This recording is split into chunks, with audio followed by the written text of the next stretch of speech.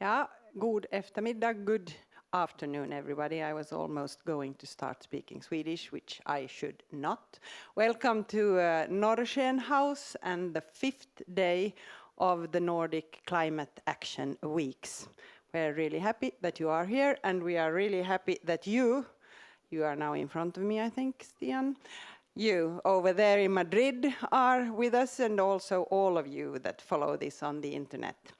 We are going to talk about young water solutions for sustainable development now, and I will give the word to Anja, who will be moderating this event for us. Actually, that was not what I was going to do. I was supposed. I'm sorry for being mixed up here now. I was going to check that we are in contact with Madrid. Are you there, Mats? Oh yes, it's so nice to hear your voice, and it's so nice that you also allowed me to say some words.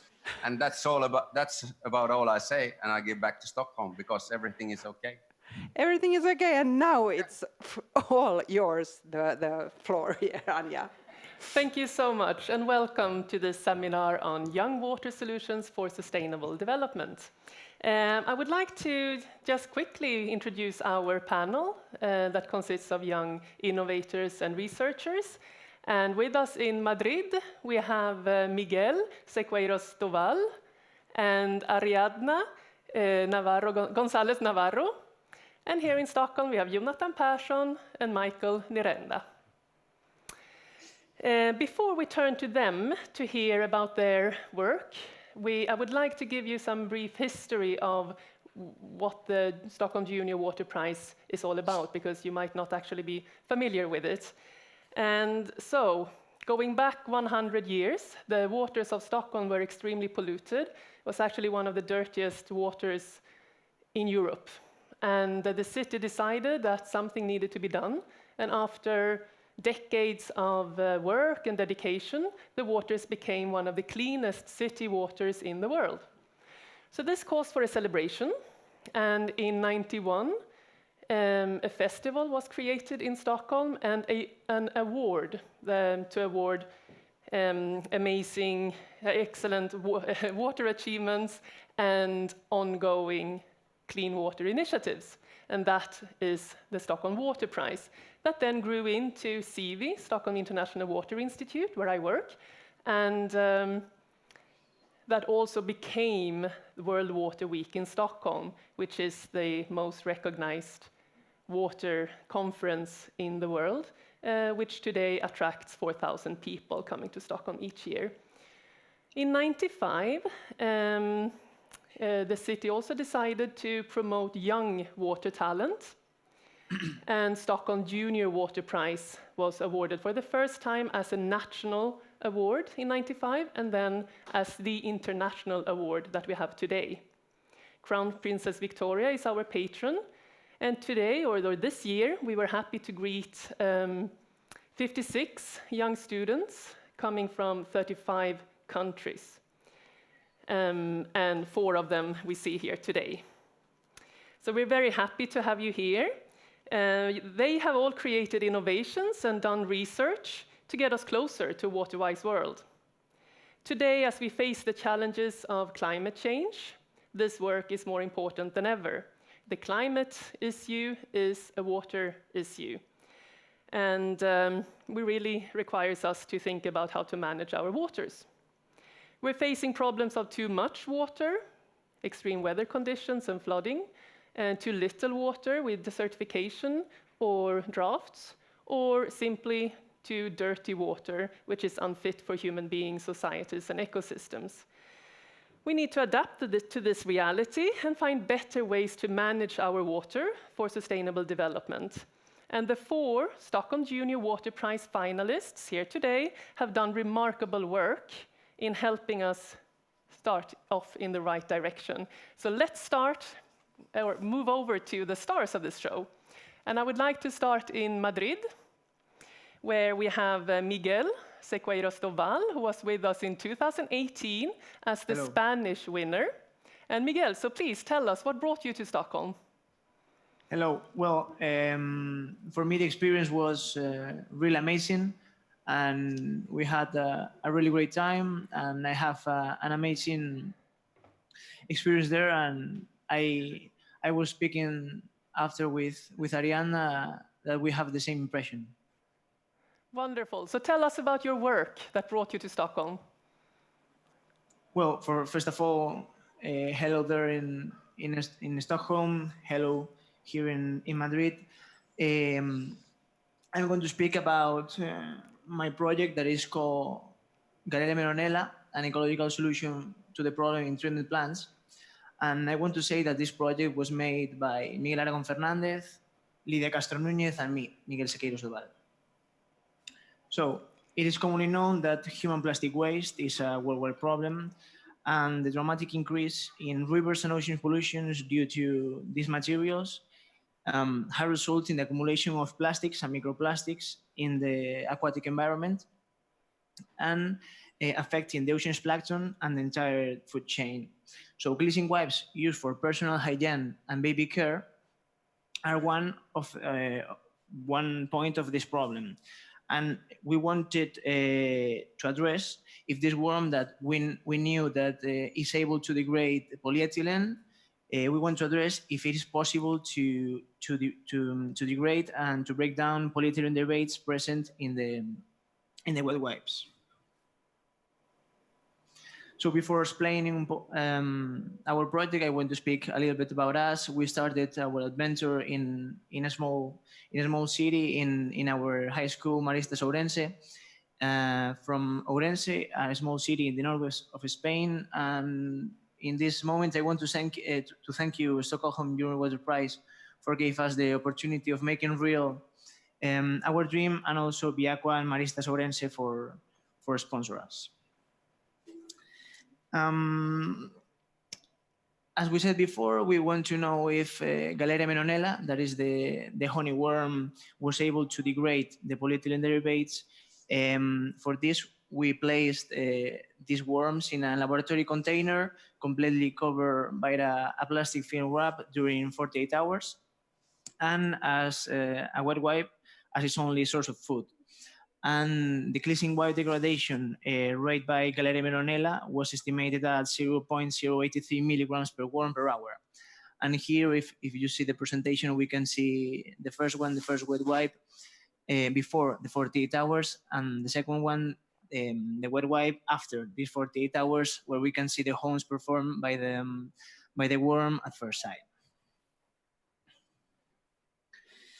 And we were happy to see that Galeria Meronella has a metabolic pathway that results in the breaking down of polyethylene derivatives without producing any contaminants or affecting this worm's life cycle, and also producing polyethylene glycol that can be subsequently converted in ethanol and fatty acids, increasing the economical value of the subproducts of this degradation. We know also that there is very limited knowledge about the mechanism used of this worm, and further investigation is focused on that, on identify the enzyme of symbiotic bacteria that lives in the gut of this worm, so it could be isolated and produce it on a large scale and culture on a large scale for the degradation of these pet derivatives. And this is the point. We will sequence the genome of the symbiotic bacteria from the gut of Galeria Meronella in collaboration with the University of Santiago de Compostela. And this enzyme responsible for degradation will be used for the degradation of these products. So thank you so much for listening to me. And I pass the word for my partner. Yeah, just can I ask a follow-up question to you, Miguel? Yes, of course. Yes, and I also would like to let you know in the audience that I was actually contacted after the Stockholm Junior Water Prize by a person working at the municipality of Buenos Aires who were interested, because they have a similar sewage problem as many cities do actually with fatbergs due to the wet wipes and other plastic material. And they were interested in reading Miguel's project, so I thought that was really impressive. But Miguel, I know that you're now studying medicine. Do you think that you will use your water interest also in the future in your medical field? And yeah. Well, First of all, we want to thank this girl from Buenos Aires because it was amazing receiving news about her. And well, if I need to answer to your question, I will say that now we are really focused on our career, and this project is something that you have always in your mind because we dedicate a lot of hours and illusion. And yes, I would like to work in something related with investigation and obviously developing our project and also investigating themes related with the water because it's what I love. Thank you so much. So Ariadna Gonzalez Navarro is our next speaker on the panel. And Ariadna, we met only a few months ago. It was, 3 months ago here in Stockholm where she represented Spain. So please, Ariadna, tell us about your project. Okay.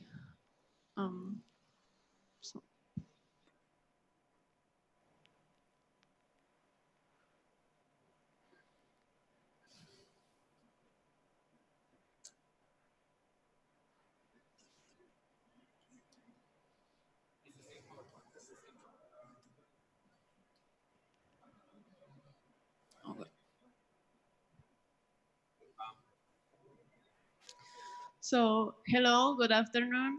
My name is Ariadna Gonzalez, and I'm studying second of baccalaureate at Argentina High School. Nuclear energy and the one generated by fossil fuels are rolled out by the great problems they have, like their cost, their waste, and obviously the environmental problem. So we only have renewable energies that are hydraulic, wind, thermal, photovoltaic, and biomass. My idea is to harness the movement of the waves and tides to generate energy. The big advantage is the energy potential of the oceans as they are always on movement. On the other hand, we find the hostile environment where it is, the storms, the salt water, since it is very corrosive, the cost of construction, and another would be the visual dam because such facilities should be close to the coast. In today's systems, buoys are held by their central point, and only when the crest of the wave passes through its center, a vertical movement is generated.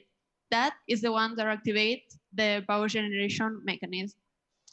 With my proposal to hold the buoy by 3 points out 120 degrees, we achieve greater efficiency of harnessing the movement of the waves of the sea, as well as greater energy generation. The buoy being held by 3 points and with generous dimensions, we generate energy with a little swell, making the system run longer throughout the year by being more efficient and economically viable. Now I'm going to give you a little demonstration.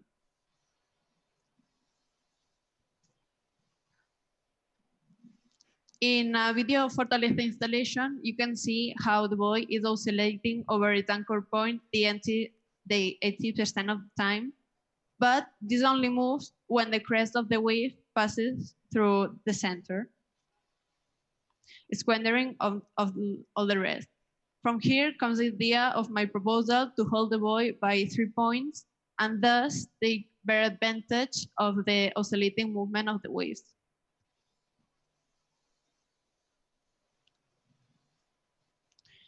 The prototype reflects all the above, formed by a ball held by 3 points, strength by 120 degrees. It is anchored to the skates that move along the axis, which in turn move the power generation system that is the diaper pinion. The sprocket spin the pulley by a bale with a radius of 110 to get the maximum revolutions per minute. These 3 stepper motors, because of their characteristics, generate alternating voltage, and by means of an electronic plate formed by 3 diode bridges, it is rectified to their current. In this photo, we achieve 20 volts and about 130 milliamperes, and are rectified to 5 volts using a DC converter that powers the display LED. The 3 stepper motors on whose axle there is a 50 millimeters pitch spindle for a quick squeeze displacement are in charge of simulating the movement of the waves. In the green box, we can find the electronic of sea system formed by a power supply, power drivers, and an Arduino Mega that governs it. So what steps do I think need to be taken? First of all, evaluate the prototype, basically focusing on the buoy and the resistance of the ensemble by computer modeling and simulation.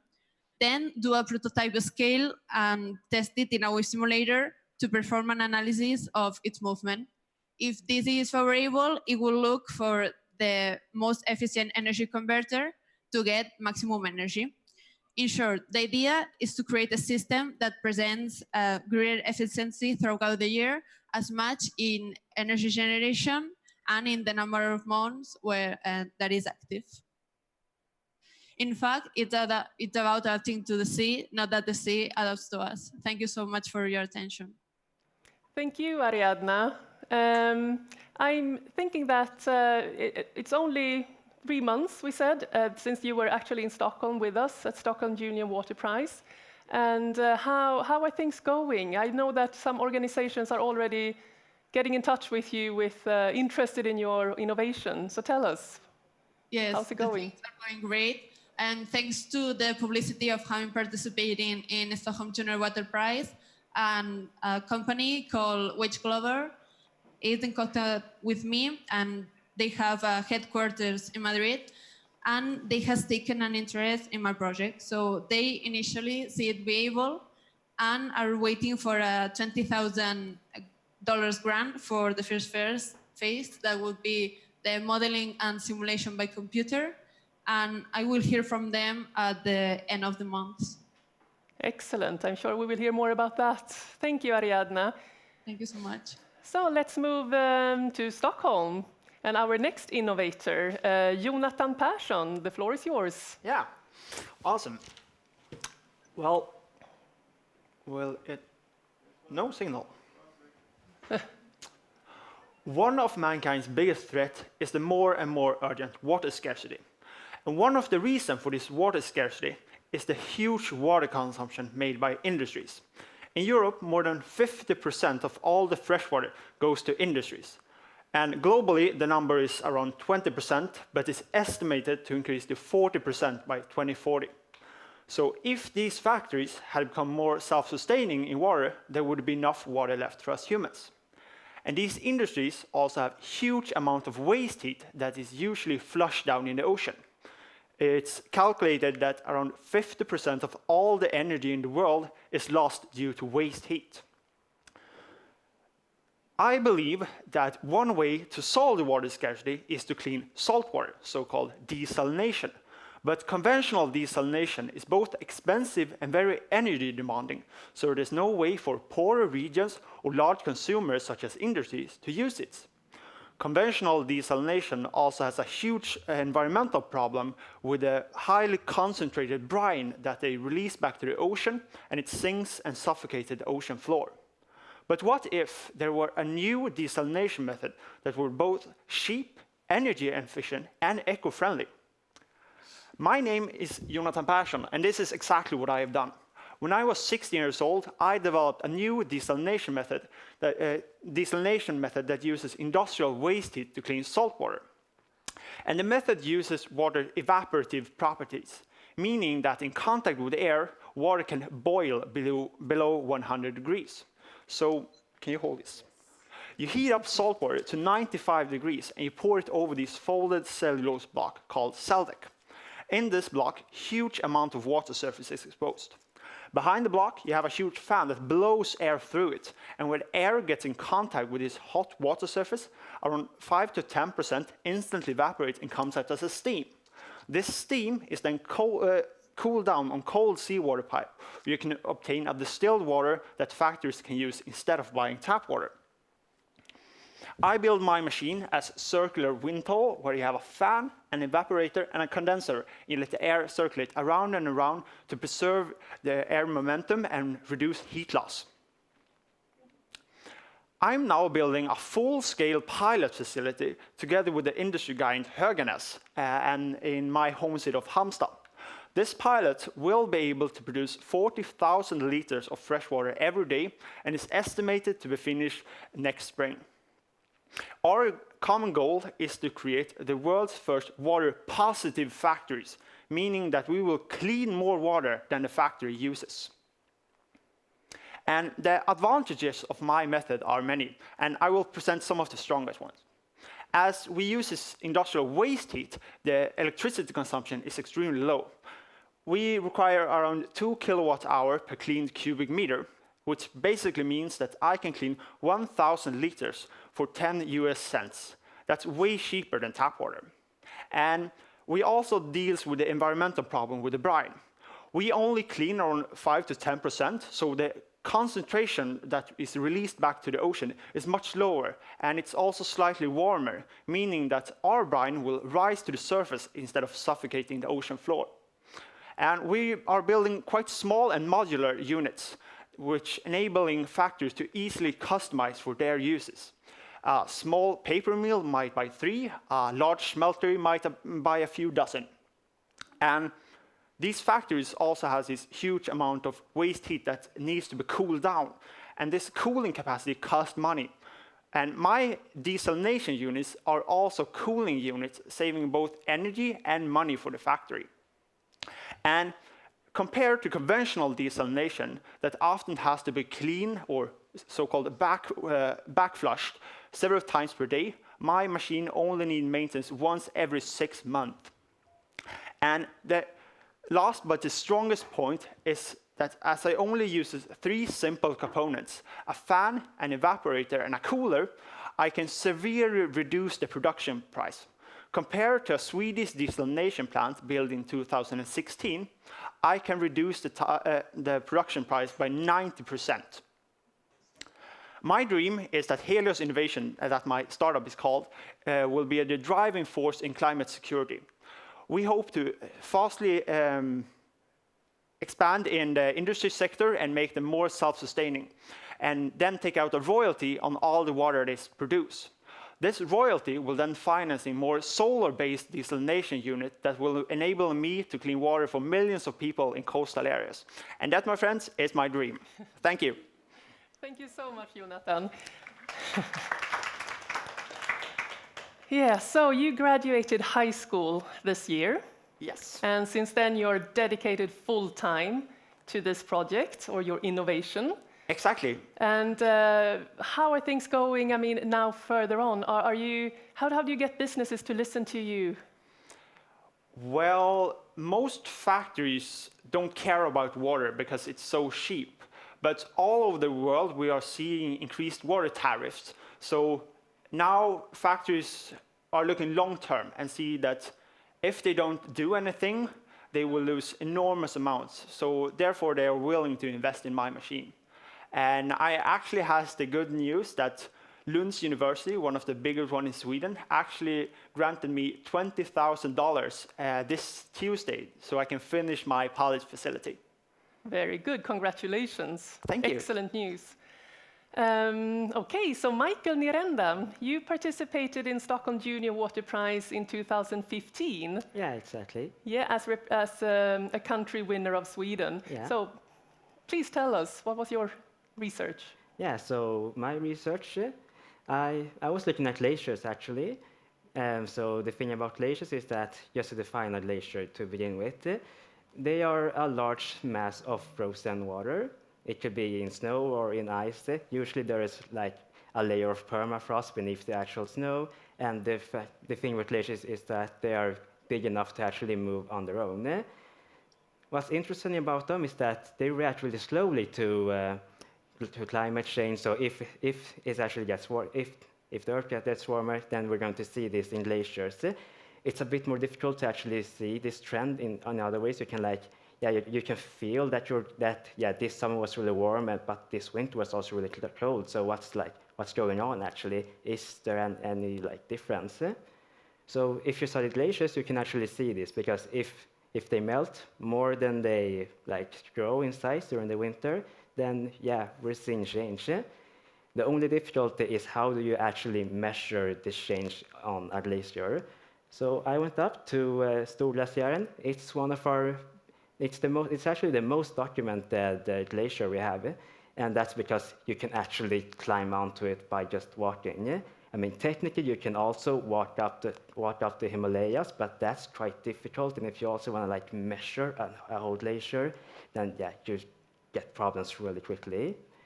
So what I did was I looked into, so how do you measure the glacier? Basically, you put down a bunch of holes throughout the whole glacier, and then you dig real tunnels on different areas, just so that you can see, like, okay, so how does the density vary all over the glacier? Then you collect all this data, you see how much the glacier melts during the summer, you see how much it grows during the winter, you collect everything, you calculate it, you reference it to an actual map of the glacier, and then you have your results. Now, I can't actually just measuring over 1 year doesn't really do anything, because that could be a warm year, that could be a cold year, we don't actually know. So you have to actually collect data over a larger amount of time.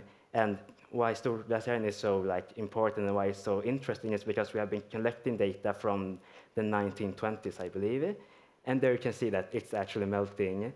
So what would be interesting is to see, so how does this vary across the globe? Because, you know, climate change here might not be the same as in other places in the world, and here it isn't as important as it would be in areas where there are less, where they don't have the same amount of resources as we do. We can get our fresh water from other places, because glaciers, why they are so important is because it's about 2/3 of all our freshwater reserves that are in there. This is something we need it. The climate needs it, our different ecosystems need it, but in Sweden, we could probably survive even if we didn't have this. In other areas, like around the Himalayas, or around the, now I forgot the name of it, but the mountains around the Southern Americans, they need it a lot more than we do probably. So the thing is, how do we actually measure it in other places?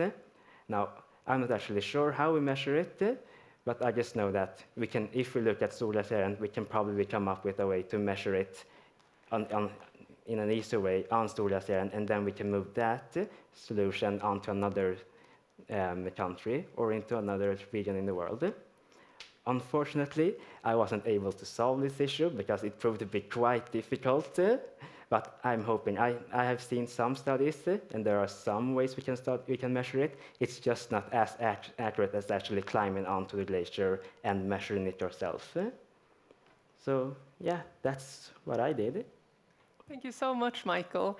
I know that you're on your 5th and last year of university and moving on to your master's this spring. Yeah. With that perspective and looking back at your Stockholm Junior Water Prize project, which to me seems more relevant than ever, and also considering all the development around climate change in this past few years, how are your thoughts? Yeah, so I mean, when I was while I did this work, I was feeling like, okay, I really need to get more knowledge because I don't understand the big picture and all these different systems. Now, I mean, what we see basically is just they keep melting, and we're starting to see some different trends around the world. Like, we are seeing more droughts, we are seeing more floodings everywhere, basically. But I really wish that we could have some form of if we actually could measure glaciers, we could actually figure out, okay, so we are seeing some trend, okay, so every 3 years we are going to have a drought in this area. We could probably figure out, if we study glaciers more, I think we can actually start to predict some patterns. Now, I'm not sure about this, but I think it's actually possible. So that's my newest perspective. Thank you. Thank you all four. It's so inspiring to hear your work.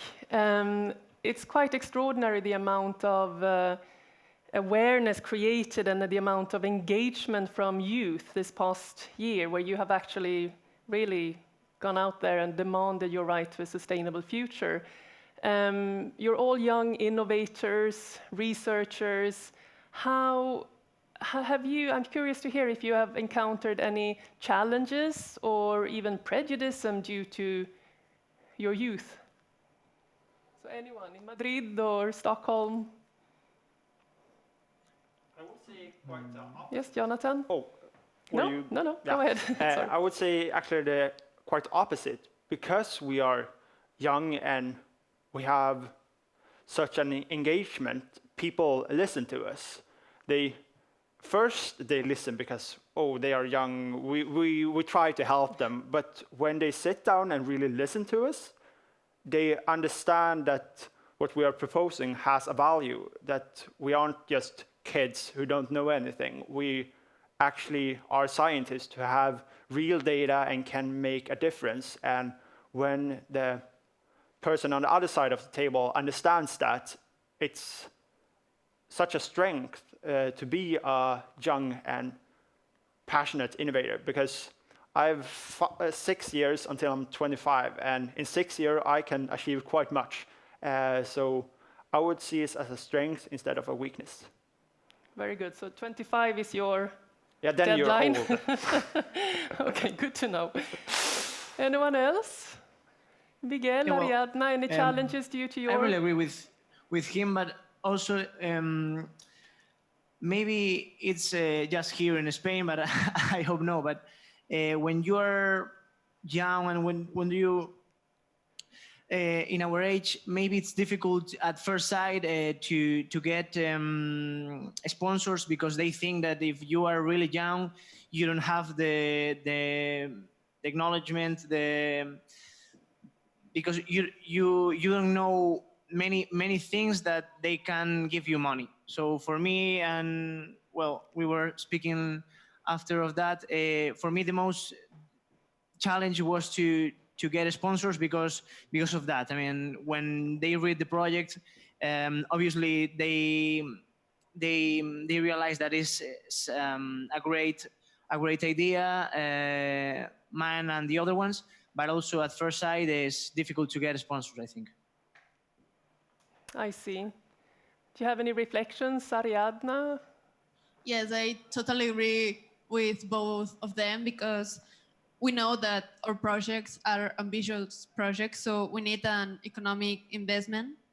And sometimes it's too hard for people to pay attention to us because we're too young. Mm-hmm.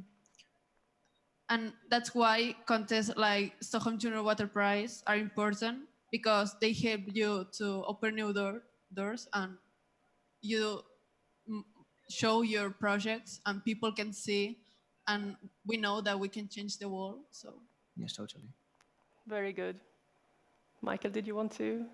Yeah, I would like to say, I mean, if you have, I didn't actually have to contact sponsors, because I wasn't planning on actually continue with my project yet. I wanted to research more and just increase my knowledge.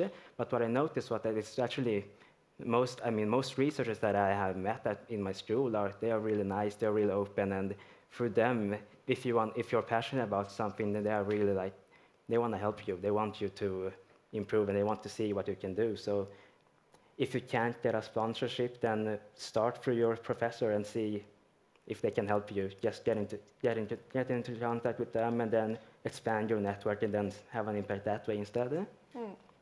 Thank you, very good advice. This year's Stockholm Junior Water Prize finalists put together a youth statement directed to world leaders here at the climate conference.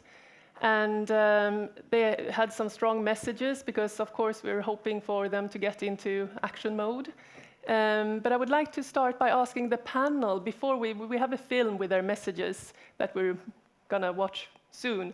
But first, the panel, have you any messaging to these leaders that we have here at the conference? Ariadna, yes? Well, okay, so yes, I have something to say.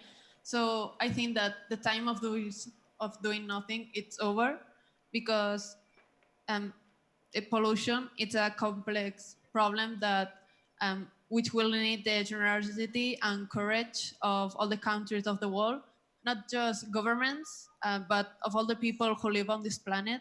So we must set aside the political and economic interests that are delaying solutions against global warming. I would ask for a change of attitude on part of everyone. Otherwise, the consequence will be catastrophic.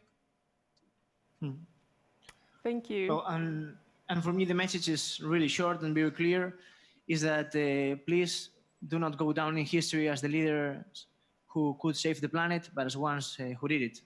Because as Ariadna said before, we don't have much time, and it's time for action, and it's now when we need to act, yes. Thank you. Michael or Jonathan, any thoughts? Yes, I can start. Yeah. So I would just like the world leaders to actually, like, they have resources, they have, even if, I can't expect them to be experts in sustainability, but I know that they can get into contact with experts. And I hear people in Sweden is considered to be a really, like, we're good in sustainability, we know what we're doing, but I'm looking at data and I'm thinking, so, yeah, we're talking about how we're really good in Sweden and how we're reducing our emissions, but then we just take an example, we just buy a whole bridge from China where we say, yeah, they need to fix their stuff, but we're just going to keep buying everything from them, and we're going to keep buying everything from India, and we're going to keep importing everything from the US, and then we're going to blame them for all the problems that we say that, yeah, we can fix them here, but you see my point. I just feel like you should probably just get our own numbers, and we should try and figure out, so what are our emissions? How can we work on them? How can we improve our sustainability? Not just put the blame on someone else. Thank you. And Jonathan? Yeah, the question is, why won't you do it? Because there are almost only positive effects of sustainable and new innovation and renewable energy, because it's actually cheaper to produce energy with wind and solar than coal-based energy, and the fossil sector has been standing still. You can't improve the efficiency of a coal plant, but solar and wind, and it's like skyrocketing with their innovation. So in the future, it will become much, much cheaper with doing the sustainability, and you won't have all the negative impact from fossil fuels. So why won't you change? Thank you. Excellent. Let's hear what the other Stockholm Junior Water Prize finalists have to say. If we can watch the film. Did you have the clicker? Thank you. Here. It's in your hands to save and rescue the world from breaking down. At CIWI, we recognize the important role played by the global youth in combating climate change, both as advocates and as solution finders. Therefore, we asked our Stockholm Junior Water Prize finalists, young innovators and scientists from all over the world, how they experience climate change and what message they have for world leaders attending COP25 in Madrid. In China, we have an ancient saying, the water can carry the boat, but can also capsize it. Cyprus suffers from the highest stress level in Europe due to excessive and prolonged drought. This is produced due to inefficient and wasteful water exploitation. Ever since I was born, the temperatures would rise rapidly more and more every year. The seasons would retreat, making place for an endless summertime. It doesn't take much to realize that Cyprus is turning into an actual desert. I live in a big city, and since I was a kid, it has never been so hot here. And we are facing water shortages because deforestation is reducing the rainfall. Climate change also affects the Republic of Karelia, where I live. Winters are becoming warmer. The height of their snow coverage has become less, and hot years are accompanied by fires. I've spent nearly a decade monitoring the health of local waterways in my community. Unfortunately, I have observed decreases in biodiversity and also increases in things like nutrient pollution, algal blooms, and turbidity. This is caused by excessive runoff, which can be triggered by increased amounts of rain due to climate change. Climate change manifests itself by affecting the water cycle, like bringing years-long droughts to Australia or bringing devastating typhoons and floods to southeastern China. What motivates me to research and find solutions about water problems is that it is a fundamental element for people's lives. This has inspired me and motivated me to be active in my community as a teacher and as an advocate. It's also inspired me to research new ways to get more effective data of waterway resources. The only thing left to do is combine all the knowledge we have to come up with solutions to the multiple environmental problems of our planet. My message to the global leaders on COP25 is, please, think about people. People are watching climate changes and suffering of it now.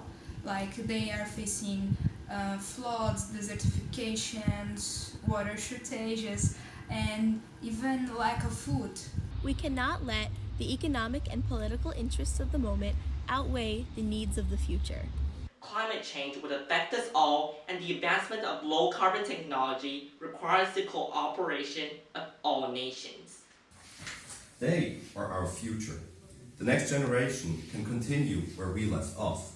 But before they can do this, we need to start taking action now. On behalf of our younger generations, I beseech and implore our world leaders to rise to the challenge of these environmental issues. Stop climate change before it is too late. The youth of the world will remember your visionary leadership. Thank you. Some clear messages there. I'm sure the audience are curious to ask questions to our bright panel. And so let's start with some audience questions. Should we start here in Stockholm? Or, yeah, okay. Let's take some questions here in Stockholm. Yes? Yeah, so I work with youth and helping youth out with getting their business ideas off the ground. And I also teach about sustainable entrepreneurship. So my question to you is, what did you find challenging in pursuing your project? Like after you attended this event, what were the challenges, the main challenges for you? Shall we move? Yeah, we can answer that right away, maybe, or do you want to reflect and we take another question? It's up to you. Jonathan, you seem like you have an answer. As I already started during high school, I started my first year in high school with this project, and I actually started a company in the second year of high school. I was already past that stage after the Stockholm Junior Water Prize. But I think many young people believe that you have to have a university exam, or you have to have work experience in a field for several years before you can really do some difference. But they should just believe in themselves and understand that what they have worked with really has a value. Right now, you don't have to wait 5 years after university. You can do it even before university. Very good. Thank you. Anyone else? A question here in Stockholm? Yes? So hi, yeah, my question is directed to your project just with the brine. I'm just wondering a little bit more because, I mean, that's what you hear about always with desalination plants. And I understand yours is more environmentally friendly in the way it works. I'm just wondering a little bit more about it, like scientifically, how it works, because you said it's a bit hotter and it's, yeah, it goes to the surface. Yeah, with conventional desalination, you usually clean around 50 to 70% of the water, meaning that the brine is really concentrated. We clean around 5 to 10% of the hot water. We also have cold circuits that conduct 2/3 of the water. So we can, how do you say it in English? We can submerge them together, even lowering the salt concentration. But as we use heat in the process, we are also heating up the brine to around 20 degrees more than the regular seawater. So it has a lower concentration and thereby has a more probability to rise to the surface than sinking to the bottom. We haven't done a field test, but that's how the fish should work. Thank you. Yeah, one more question here. Hi, so I'm just wondering a little bit with all of the teenagers right now mobilizing around the world for climate change with our very own Greta Thunberg, I think, in the lead a little bit. Like, what do you think about that? And like, have you been involved with that at all or, yeah? Yeah, I can answer that. I mean, I think it's really inspiring that that everyone are actually like trying to do something, because what I think is you just find what you can do and then you do it. You have to like search like, okay, so what do I actually want to do? What do I want to like? What makes me happy, basically. So I think it's really good that they are going around the world and they're actually making a change. Now, I haven't actually participated in like mobilizing. I have just been too caught up with my studies and everything. But I am really happy that I can actually like, I'm in my final year in university. I'm gonna begin my master degree, and it's related to these issues. And I just feel like, okay, so I can actually now start doing my own thing as well. So I just encourage everyone to do what they think is right. No, okay, not anything, obviously, but just make sure that it's actually good for something. Of course, also Miguel and Ariadna, you can also answer these questions in Stockholm if you wish. Oh. No. Okay. Nothing to say more. Yeah. Let's move over to Spain and see and to have some audience questions from the floor in Madrid. So hi, I came a little bit late, so unfortunately, my name is Nila Pati, I'm from Indonesia. And seeing the video, seeing you guys, I'm very happy because I'm also the youth representative from the Yongo, so youth constituency. And we just had a meeting with the ACE focal point of different countries. So in here, first of all, I would like to ask you, did you contact your ACE focal point of your country here in Madrid to share your idea, to share that you would like to contribute directly, not just telling them what to do, but you actually would like to take action also, in a sense, like helping them to implement, changes in your community. And the second thing is that, what is your opinion? Because I can imagine that you guys have the tool, and you guys have the opportunity to actually being innovative. You get the freedom to be, like who you are, that you want to push through your dreams and everything. What is your message for people who cannot do that? And how do you think they should, push further if their condition on the environment cannot really support them to actually create changes as big as what you guys doing? Thank you very much. Okay, so the second question that you asked that about people that can afford like their dreams, I think that with little movements that they are doing, they can achieve a lot of things. In my case, I look for my dreams. I mean, this project makes me like became I don't know how to say Realizada. ¿Qué? ¿Cómo quieres decir? Realizada. No, en plan como mayor persona. A better person. Okay, so I Improve like a person. yes, I improve like a person. So yeah.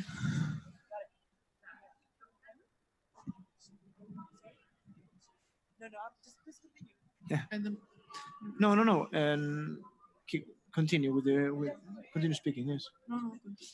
Well, for me, asking the same question as her. For me, when we started the project, we never thought that we were here today and we will go to Stockholm or speaking today here or in Madrid. So for me, the main point and the message is that you need to get an idea, and with that illusion, try to make up the best project as you can, and move around your city, move around your country, because always is someone who wants to listen to you. And for me, that's the important message. And one thing more, that you can talk with other people and ask them for like grants to help you and improve your projects and all you want to do. Can you repeat the first question, please? I'm very. So the first question is about national focal point. So in different kind of groups, you have national focal point, and the youth movement is usually on the empowerment, right? And the empowerment focal point is called the Action for Climate Empowerment. And every country have them, and they always like to hear this kind of ideas because they keep hearing people telling them what to do. You need to change your policy, and then they're like, yeah, but how? Then when I see this, I think this is a perfect implementation on the changes that you guys can have. So I was wondering, did you contact your local, like your country focal point? Like for you, probably Spain then, yeah? And then, did you contact them and did you communicate your idea to them and share it and said like, look, we want to help you and we want to do this. If you're not doing that, are you planning to do that? I didn't contact with them, but later when we finish, I will look for them, so I will ask. Yes. Is the same answer, yes. We didn't contact yet because we didn't have time. Yes, really. Yes. I actually didn't. Thank you. Have another question? Oh. I just want to add to that really excellent question and that really excellent idea, because what I'm seeing is that there might be a gap between the youth that are on the streets, they are striking, they're protesting, they feel very passionate about these issues, and then the youth that have the solutions, they have the tools, they have the science behind them. So do you guys have any ideas, suggestions, insights into how to bridge that gap between people in your own generation? How do they start talking to each other and sharing ideas? Well, for me, it's really important, and we was talking about before, for me, it's really important to the strikes and all the messages that we are telling to the world, and also our part. There is the part that maybe is not as commercial, if we want to say it like that, but if I should say something about filling this gap, I mean, maybe is what we are doing today, it should be more known, because the people in the street maybe, and the most people in the street didn't know about anything about our project, and in Ourense we did a lot of things to make it know it. But here in Madrid, in Spain, and her project is amazing. We need to contact with people in the television, on the radios, on the. I mean, we need not just ours, but every single project that is here and there is also in Stockholm is need to be known. Yes, I totally agree with Miguel. And I think that, like I said after, that we need to move and look for business, company, to contact with them, speak with them, and ask why we can improve and see if our ideas are possible to be real. Yes, because for me, and one thing, we can have really good ideas, but without an economical part, it's impossible. Unfortunately, we need to look for sponsors to make up our ideas. I think also that after the seminar is over, I'm sure you're happy to stick around and maybe you can get some good connections and advice. And we can also, of course, facilitate that. I think the country focal points was a very good idea. Yes. We still have actually one question here. If of okay course. With you. Yeah.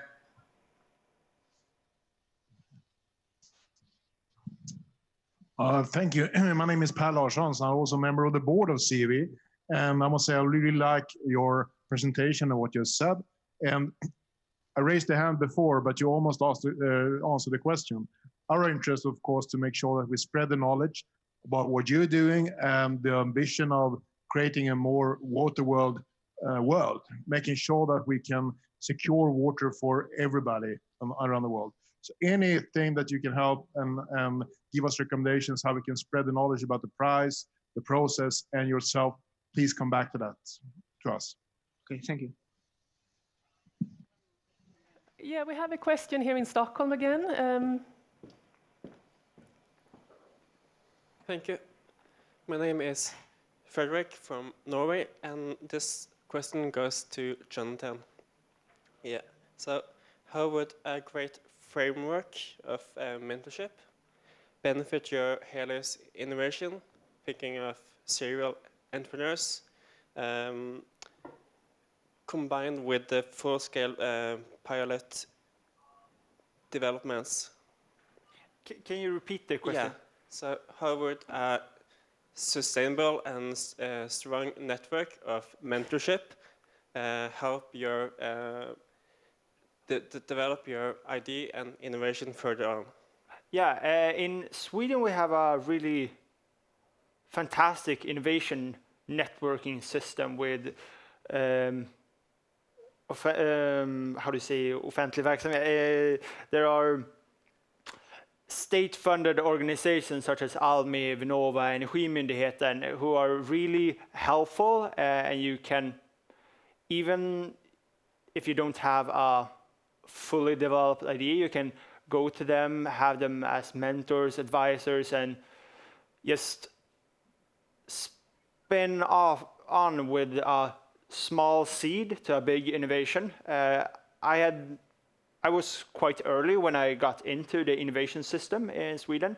I did it in the first year of high school, and they have been really helpful. Some part about the financial, they paid for the first prototype and partly paid for the pilot, but mostly for the networking, because when you're young, you don't know any people. You need to have some mentors who can help you and expand your network so you can get new experience, new partners and such. So it has been extremely helpful here in Sweden. Thank you so much. Okay, last question. Whereabouts can I read about this for projects? I'm sorry? Whereabouts can I read about this for projects? Very good question. We do have a alumni network system called Water Tank. So you can go in on www.watertank.se and read all about these young persons' projects and also others.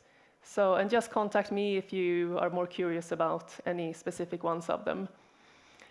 Thank you so much to the panel. Thanks to everyone here. I think it's always so inspiring to hear the works of the future generation. It gives hope. It seems clear that the work that you present are excellent water initiatives, as well as true solutions for sustainability. And we have Miguel, Ariadna, and Jonathan. Your innovations are addressing various water issues, but they also have on top of that a positive side effect that is energy saving. And your research, Michael, is a water project, but it's also a good indicator for climate change. That they are also presented and worked on by youth goes to show that we need to involve everyone in our work for reaching the common goals. Youth is not only who we need to protect the planet for in the future, but the younger persons can also be, or they are, accelerators and enablers of change. And I think we have seen that today. So thank you so much. Thanks for being here. Thank you. Thank you.